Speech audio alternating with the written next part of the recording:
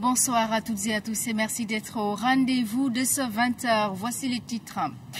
Dimanche de Pâques, dimanche de ferveur, la messe de cette année a été axée sur la vérité. Partout dans le pays, la communauté chrétienne a célébré la résurrection du Christ. À Bambilor, l'église a accueilli les nombreux fidèles. Le tour d'horizon de la célébration dans ce journal. Dans cette actualité dominicale, nous vous entraînons dans les secrets de la cathédrale Sainte-Anne de Thiès. L'édifice date des années 40. Il est l'un des symboles qui font le charme de la région. La cathédrale de Thiès, c'est le sujet du grand format découverte de ce dimanche. Contre la grippe équine, le gouvernement prend les choses en main. En tournée dans la zone centre fortement affectée par l'épidémie, chez le ministre de l'Élevage et des Productions animales accentue la sensibilisation et promet l'accompagnement total de l'État. Match nul, puis fin de parcours. Les Lionceaux sont éliminés de la CAN U17. Le Sénégal, pour son dernier match de poule, a concédé le nul face au Cameroun, synonyme d'élimination et donc pas de mondial. Mesdames, Messieurs, bienvenue dans ce journal. Pâques célébré ce dimanche et c'est l'église de Bambilor qui a accueilli les fidèles de Dakar. La messe a été dirigée par Monseigneur Benjamin Ndiaye. L'église a consacré la messe sur le thème « La vérité ». Les temps forts avec Fatoumata Savané. Et il est parti. Unis dans le même esprit, les paroissiens de Kounoun, Sangalkam et Bambilor ont accueilli l'archevêque de Dakar dans la joie et la ferveur.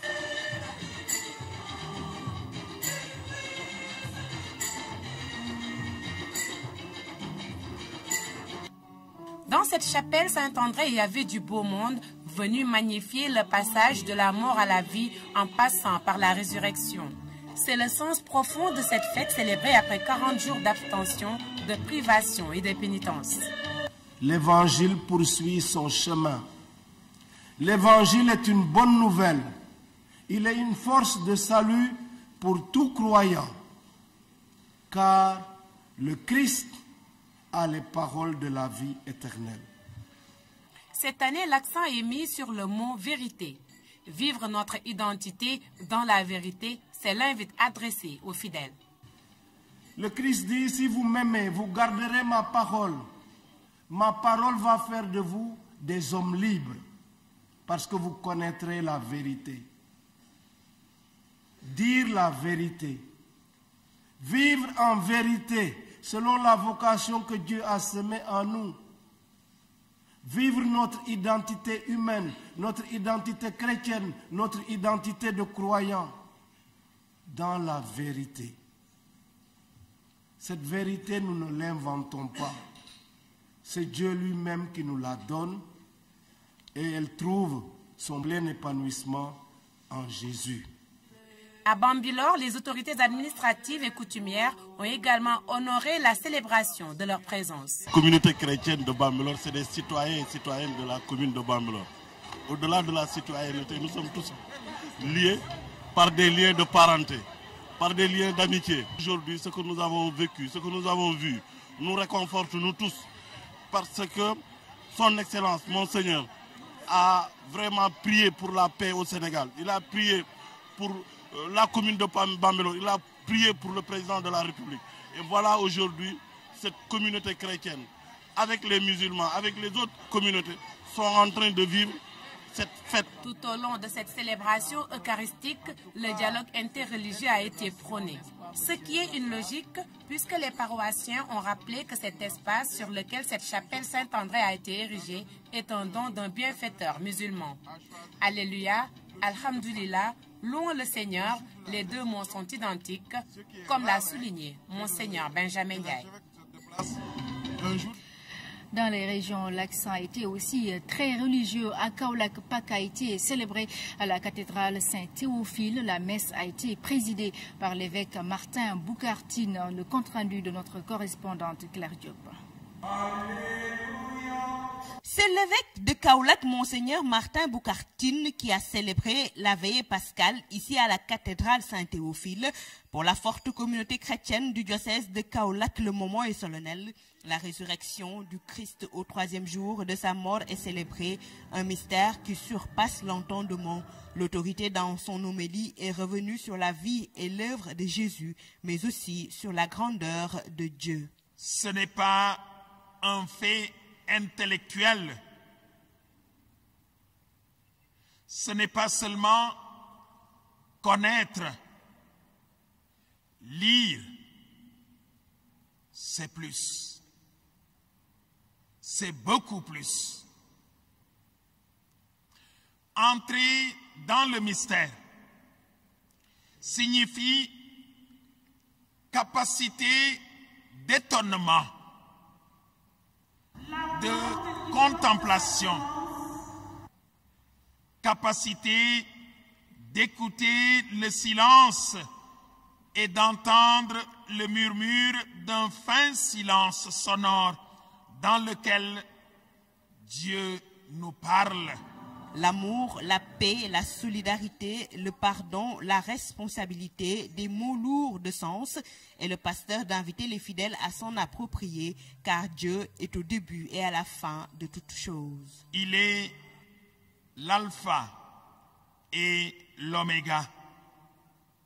Il est le premier, il est le dernier. Malgré les infidélités de son peuple, Dieu reste fidèle à son alliance. Et il envoie des prophètes pour le lui dire. Au cours des périodes sombres, ces derniers sont intervenus pour appeler le peuple à la conversion. Revenez à moi de tout votre cœur. La fête de Pâques met fin à 40 jours de carême. Ces jeunes fidèles ont pour l'occasion reçu le sacrement du baptême, un moment important dans la vie chrétienne. En ce jour, des chrétiens engagés se sont réunis pour rendre grâce, mais aussi pour prier dans la plus grande ferveur. Avant le début de la messe, les fidèles s'étaient réunis pour la liturgie du feu. Même ferveur du côté de Ziguinchor dans la région, c'est la cathédrale Saint-Antoine de Padoue qui a accueilli les fidèles pour la célébration de Pâques. L'évêque Monseigneur Paul Abel Mamba a rappelé le sens de cette fête et prié pour la paix dans le monde. Abdoulaziz Pan. La cathédrale Saint-Antoine de Padoue de Ziguinchor a été très tôt prise d'assaut par les fidèles venus prendre part à la messe.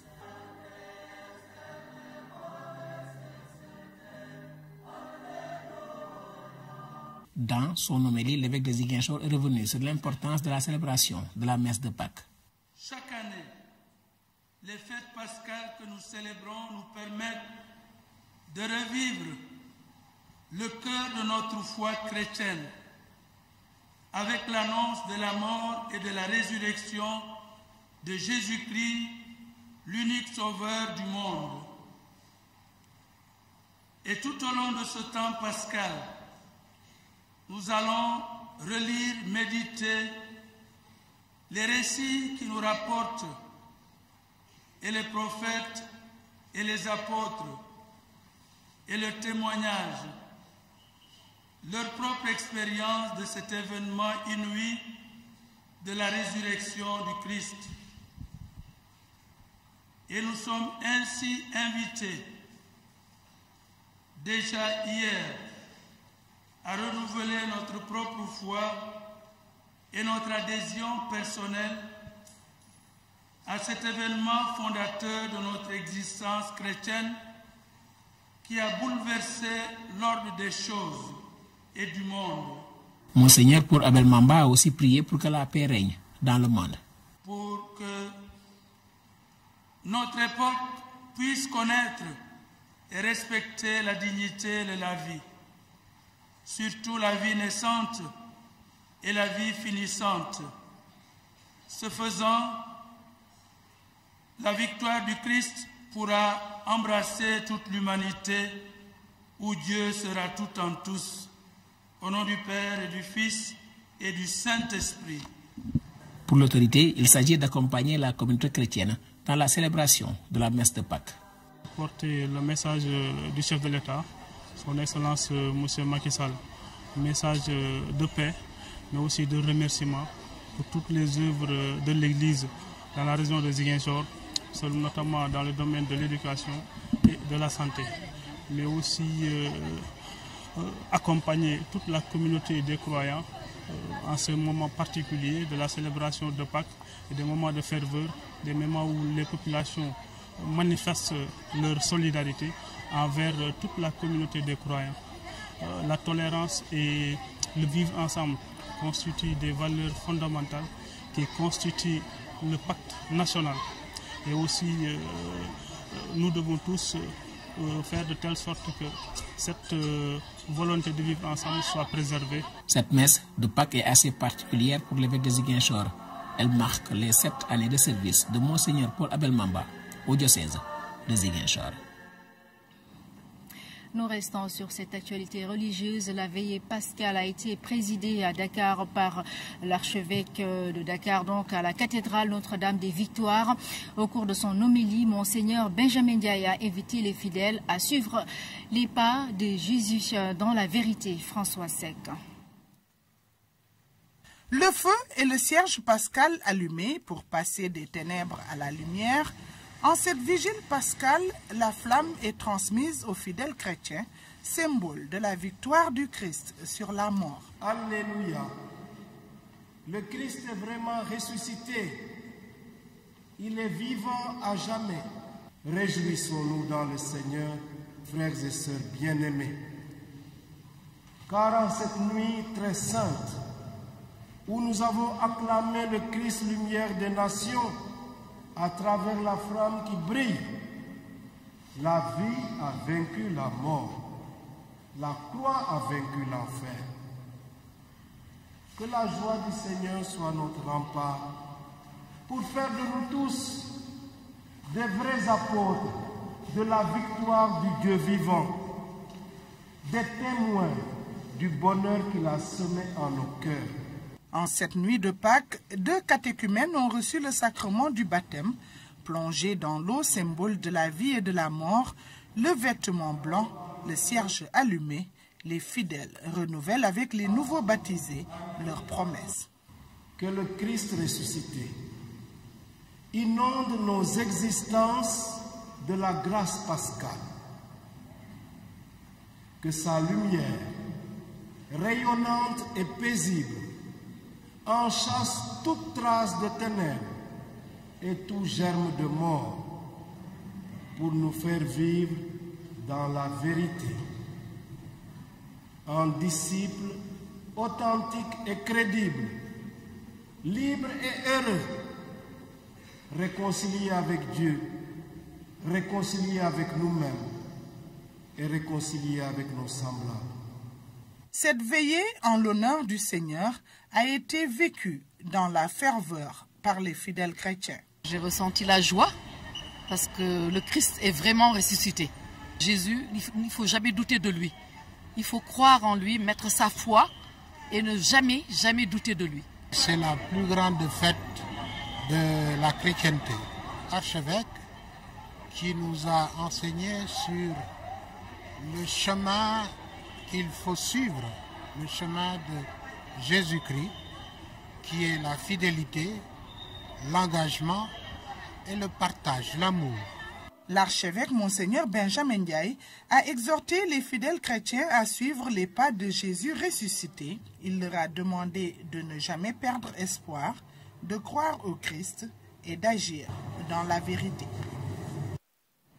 Sanglant dimanche de Pâques au Sri Lanka, des églises et des hôtels ont été ciblés par une série d'attentats faisant plus de 200 morts. Le pape François a exprimé toute sa tristesse sur le récit de Seydina Alufal.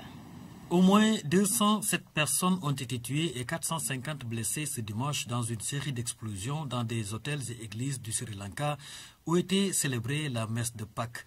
Un couvre-feu a été instauré. Pour l'heure, il n'y a aucune revendication, mais plusieurs personnes ont été arrêtées. Le pape François a exprimé sa tristesse et s'est déclaré proche de toutes les victimes de cette cruelle violence. Chers frères et sœurs,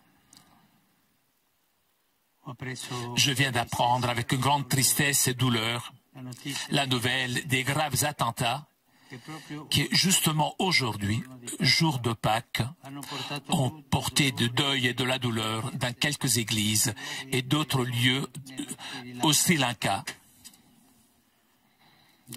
Je voudrais manifester toute ma proximité à la communauté chrétienne frappée alors qu'elle priait et à toutes les victimes de cette violence si cruelle. Je confie au Seigneur tous ceux qui ont disparu et je prie pour les blessés et pour tous ceux qui souffrent à cause de cet événement si dramatique. Des kamikazes au moins ont participé à cette série d'explosions. Environ 1 500 000 catholiques vivent au Sri Lanka.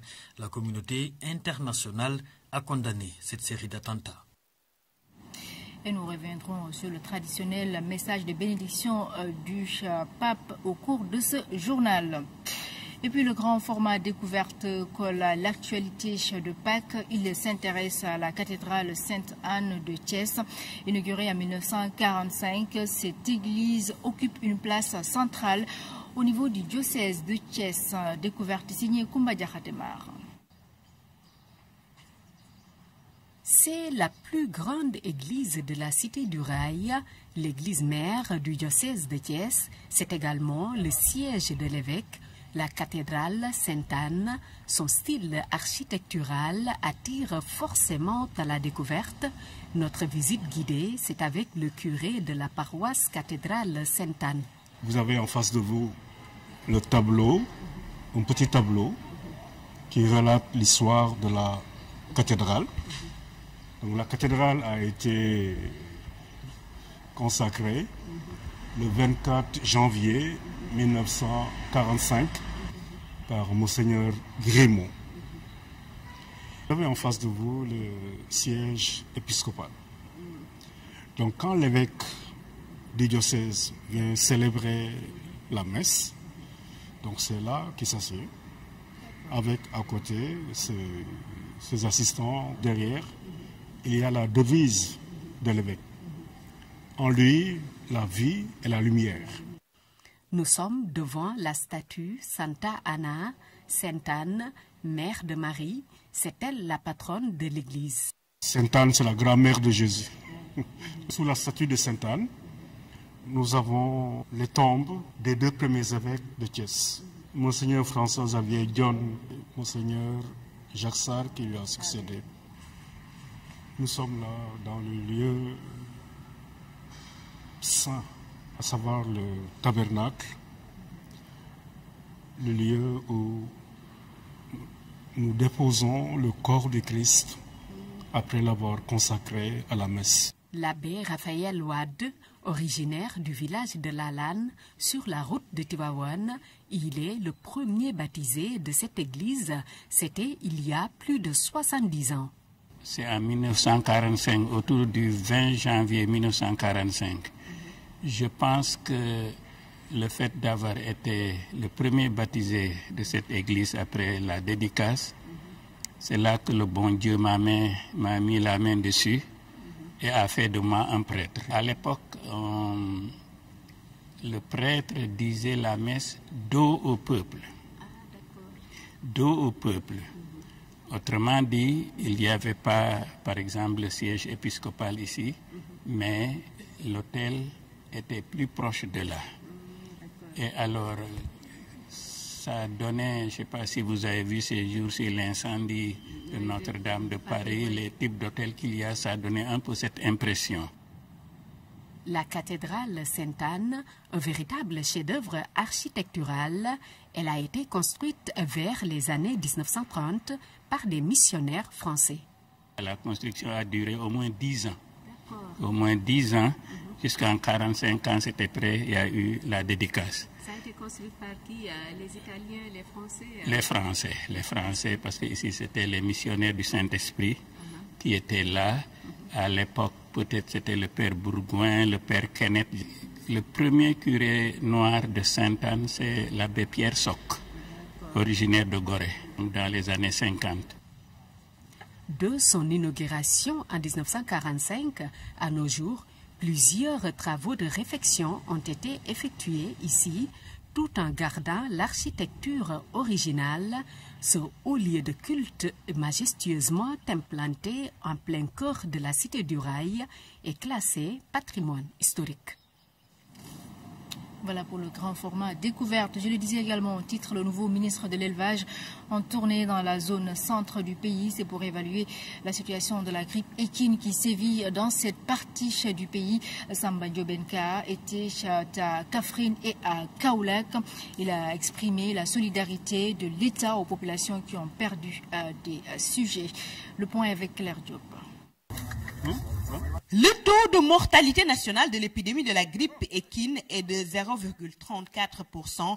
L'annonce est faite par le ministre de l'Élevage et des Productions animales en tournée à Kaolack et à Kaffrine pour faire l'état des lieux de la situation. Première étape, la commune de Latmingué.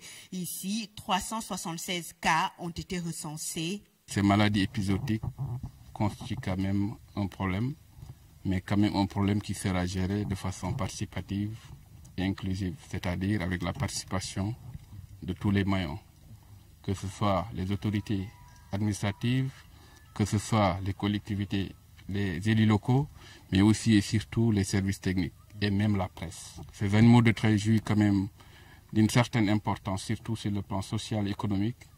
Il est important que nous autres, le gouvernement en premier lieu, de faire des actions concrètes pour endiguer ce qui se passe actuellement. Ensuite, cap sur Nguer dans la commune de Kermbouki, département de Birkelane, région de Kaffrine. Ici aussi, Samba Diobenka s'est voulu rassurant. Il a exprimé solidarité aux populations. On est un peu rassuré dans la mesure où le taux de mortalité, malgré le taux de morbidité très important, qui tourne autour de 10 à 10,26%, aujourd'hui, pour ce qui est du taux de mortalité, nous sommes juste aux alentours de 2,14-2,15%. C'est rassurant. Dans la mesure où cette maladie, surtout dite grippe équine, est une maladie très très contagieuse et aussi qui se véhicule surtout à travers le contact direct entre animaux malades et animaux sains. D'où l'intérêt également aussi de dire aux uns et aux autres d'éviter tout ce qui est regroupement des équidés. Dernière étape, la commune de Lour escale à Koungheul. Sur place, l'effectif soumis au risque dans le département est estimé à 22 839 têtes. Sur 2712 malades, 490 sujets ont été perdus, soit un taux de mortalité de 2,14%. Pour le moment, la situation est sous contrôle. Les agents des services de l'élevage sont sur le terrain. L'antibiothérapie, la vitaminothérapie, l'isolement des malades, la désinfection des enclos et écuries sont entre autres les stratégies déroulées pour mettre fin à l'épidémie. Au cours de cette visite, le ministre de l'Élevage et des Productions animales est largement revenu sur la stratégie mise en place par l'État pour faire face à la grippe équine. Nous écoutons Samba Diobenka au micro de Claire Diop. Il est important encore une fois de plus que nous puissions un peu pour nous conformer aux différentes mesures qui ont été quand même édictées par les services du ministère de l'Élevage, à savoir une bonne surveillance des animaux, c'est-à-dire à tout un chacun de pouvoir à temps réel d'informer le vétérinaire le plus proche par rapport aux signes, aux symptômes qu'il verra par rapport à ces animaux.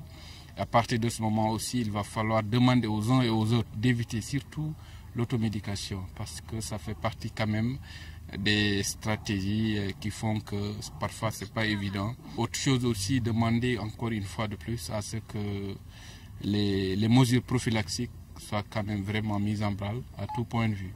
Parce que, comme vous le savez, au-delà du traitement, de la surveillance, il y a aussi quand même le volet important qu'on a vu tout à l'heure, surtout l'incinération de ces cadavres ou l'enfouissement direct de ces cadavres et de leur litière. Au-delà de ça aussi, éviter, comme je l'ai dit tantôt, tout ce qui est regroupement d'équidés au niveau, surtout avec des animaux censés ou supposés malades.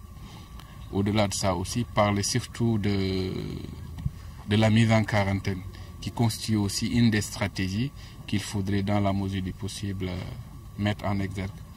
Si on constate qu'un animal est malade ou un suspect de ce genre, il va falloir impérativement le mettre en quarantaine en attendant l'arrivée du vétérinaire qui va constater et donner son avis. Cadre de vie, rationalisation des dépenses, les mesures annoncées sont en cohérence avec la proposition programmatique du président Macky Sall. Explication de Luc Sarr, conseiller politique du président de la République. Il était l'invité de l'émission Au Point de Vue. Sur les 3 grands programmes sectoriels à l'échelle nationale, c'est quoi? 0 déchet, 0 bidonville et ville créative. 0 déchet. Les ordures là, oui. 0 bidonville et ville créative, occupation anarchique. C'est ça qu'il dit. Il dit dans la proposition programmatique. Et pourtant, personne n'avait écouté ça. Et quand il met en œuvre ce qu'il avait proposé, les gens découvrent qu'il l'avait déjà dit. C'est ça la particularité. Donc, les premières mesures vont dans le sens de ce qu'il a dit et agréées par les Sénégalais. Faites un micro-trottoir. Vous savez que les Sénégalais étouffent aujourd'hui sur l'encombrement, sur l'occupation anarchique. Ça, c'est tout le monde il prend ça en charge. Deuxième élément, la rationalisation a toujours été au cœur de ses préoccupations. Du train de vie de l'État, supprimer, fusionner les agences, supprimer, réduction du train de vie. Ça, il a toujours dit. Et il s'est efforcé de faire des pas majeurs dans ce sens-là. Peut-être pas totalement suffisant. Après, il revient sur la question. Donc, il complète ce qu'il avait déjà dit. Et il le fait en connaissance de cause de la réalité du monde. Monsieur Ning, nous sommes dans un monde très compliqué.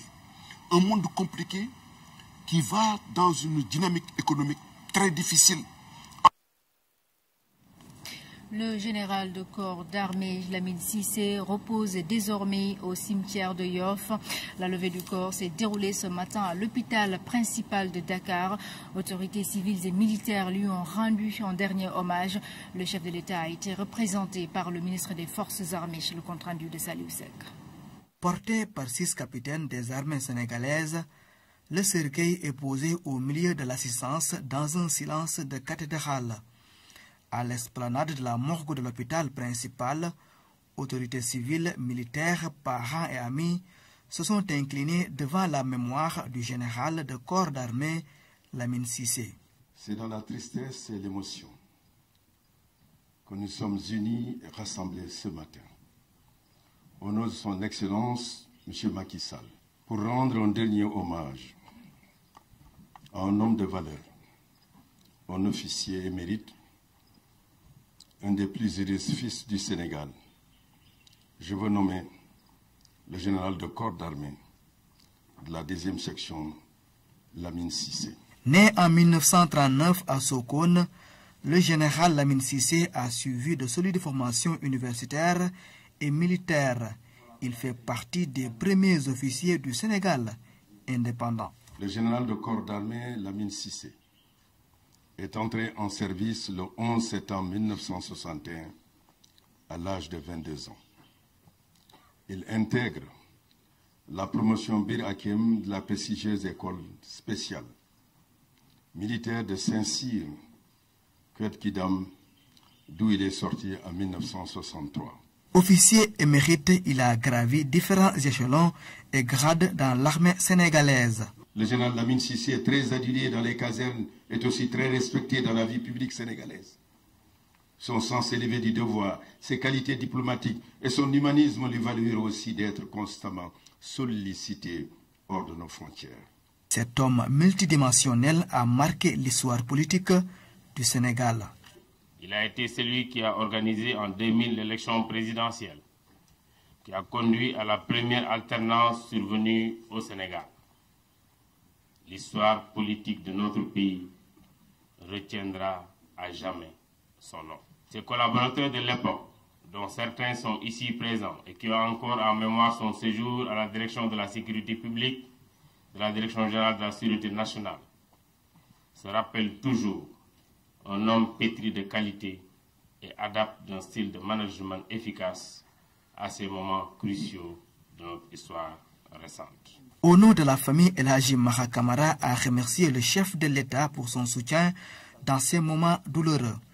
Il est aussi revenu sur les qualités exceptionnelles du défunt. Selon le représentant de la famille, le général Cissé était un homme pieux qui s'occupait toujours de sa famille. À l'issue de la cérémonie, des prières ont été formulées pour le repos de l'âme du disparu. Le général Lamine Cissé, un homme multidimensionnel, plusieurs personnalités présentes à la levée du corps ont tenu à lui rendre un dernier hommage. Voici leur réaction au micro de Salou Sek. Notre propos se justifie davantage par un devoir de reconnaissance pour tout ce qu'il a apporté à la communauté de l'école polytechnique de Thiès.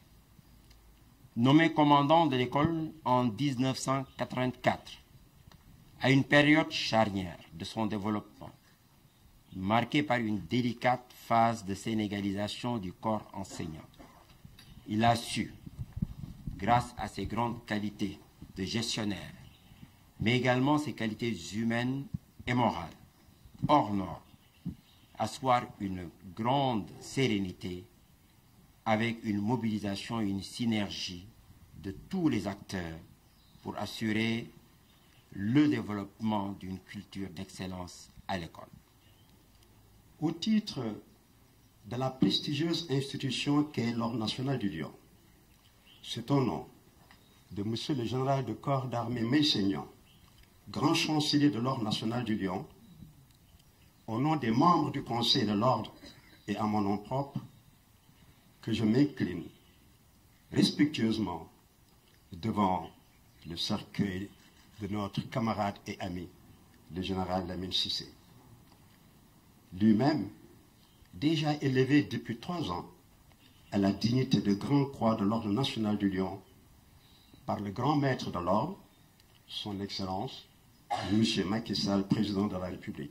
Cette dignité est la plus élevée de nos ordres nationaux. Elle honore les filles et fils de notre pays dont le mérite exceptionnel est reconnu et pourrait être donné en exemple à nos autres concitoyens. Je retiens de lui l'image d'un grand patriote, imbu des principes de la République, et il a eu à le démontrer dans son rôle de ministre de l'Intérieur à équidistance des partis politiques. Et à son âme, le général Cissé. À présent, un tour d'horizon de l'actualité internationale, il nous conduit au Soudan, en Ukraine, mais nous démarrons par le Mali, où au moins 10 militaires ont été tués dans un camp situé chez la frontière avec la Mauritanie. Cédina Lunfal pour le récit. La situation sécuritaire reste toujours préoccupante au Mali. Ce dimanche, au moins 10 militaires maliens ont été tués dans une attaque menée par un groupe armé contre un camp de l'armée dans la localité de Guiré, proche de la frontière avec la Mauritanie. Venus du nord et de l'est du camp, les assaillants avaient pour objectif de détruire le camp qui occupe une position stratégique. Il est situé non loin d'une forêt commune au Mali et à la Mauritanie, une forêt supposée abriter des groupes terroristes. Au Soudan, les meneurs de la contestation devraient dévoiler une autorité civile censée remplacer le conseil militaire au pouvoir. Les discussions sont toujours en cours avec l'armée sur une transition pacifique. Les manifestants restent rassemblés devant le quartier général de l'armée.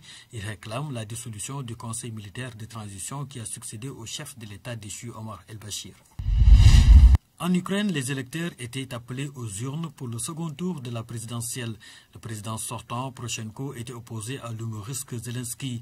Ce dernier, nouveau venu en politique, est élu président avec 73% des voix. 5 ans après la révolution pro-occidentale du Maïdan, les Ukrainiens semblent vouloir tourner une page en préférant l'acteur et humoriste de 41 ans, Zelensky, au détriment du président sortant Poroshenko. Ce dernier, 53 ans, semble payer son incapacité à mettre fin au conflit dans l'Est et les difficultés économiques que traverse l'Ukraine. L'actualité internationale est aussi marquée par les attentats au Sri Lanka. Le pape François en a parlé dans son message, dans son traditionnel message de Pâques. Le souverain pontife a aussi une fois de plus appelé à la recherche de solutions pour un retour à la paix en Libye, au Soudan et au Proche-Orient. Voici le pape François.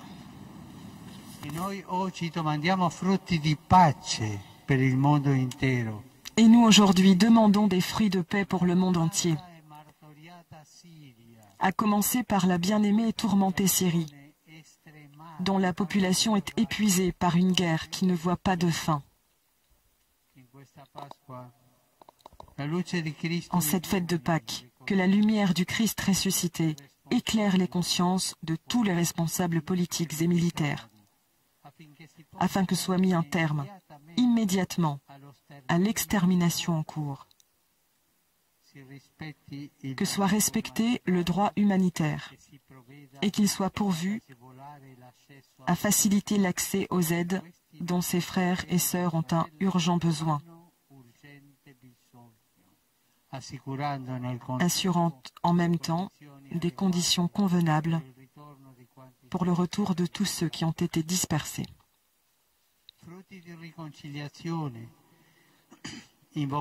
Invoquons des fruits de réconciliation pour la Terre Sainte, blessée encore ces jours-ci par des conflits ouverts qui n'épargnent pas les personnes sans défense. Pour le Yémen et pour tout le Moyen-Orient, afin que le dialogue et le respect réciproque prévalent sur les divisions et sur la violence. Puissent nos frères en Christ, qui souvent subissent brimades et persécutions, être des témoins lumineux du ressuscité et de la victoire du bien sur le mal.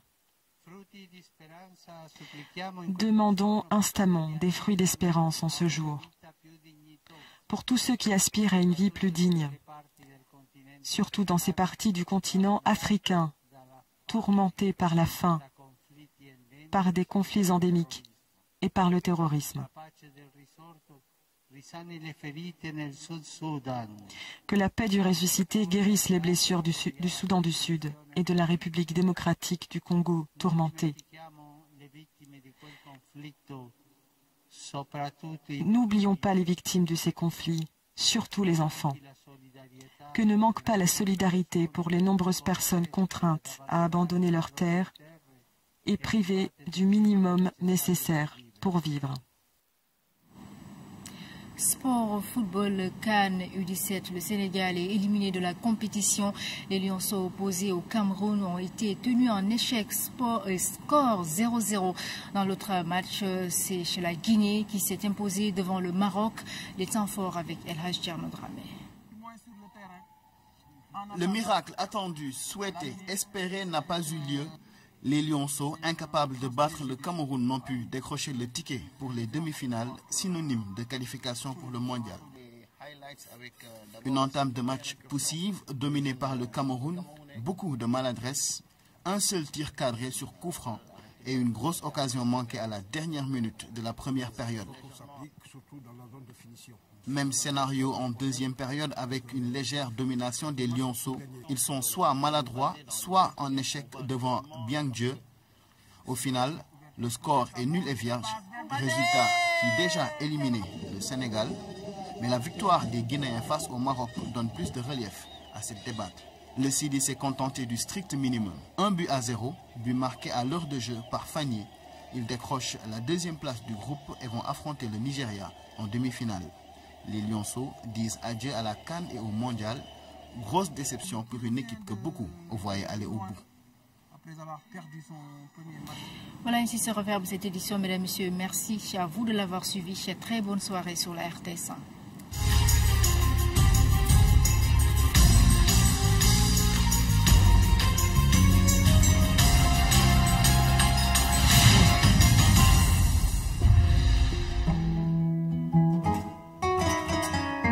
La minute est offerte par Bank of Africa.